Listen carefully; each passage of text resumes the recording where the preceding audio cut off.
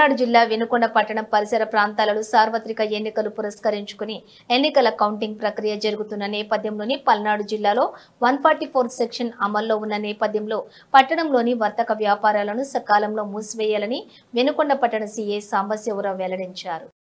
ఈ సందర్భంగా మీడియా సమావేశంలో వినుకొండ పట్టణ సీఐ సాంబశివరావు మాట్లాడుతూ పల్నాడు జిల్లా ఎస్పీ మల్లికా గర్గ్ ఆదేశాల ప్రకారం పల్నాడు జిల్లాలోని 144 సెక్షన్ మరియు పోలీస్ 30 యాక్ట్ అమల్లో ఉన్న నేపథ్యంలో ప్రజలు ఎక్కడ గుమ్మికూడి ఉండకూడదని తెలియజేశారు। శాంతి భద్రతలకు విఘాతం కలిగిస్తే వారిపై కఠిన చర్యలు తీసుకుంటామని హెచ్చరించారు।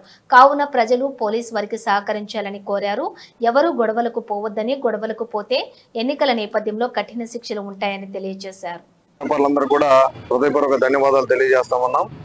ఇదందరూ కూడా టౌన్ లో ఎలాంటి శాంతి భద్రతల విఘాతం జరగకూడదు।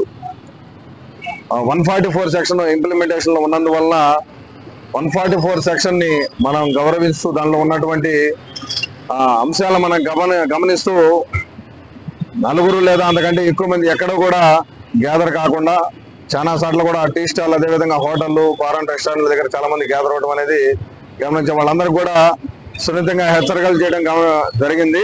దాన్ని బట్టి ప్రజలందరూ కూడా మాకు సహకరిస్తా చాలా మంది వాలంటీర్గా షాపులన్నీ కూడా క్లోజ్ చేసుకుంటా ఉన్నారు।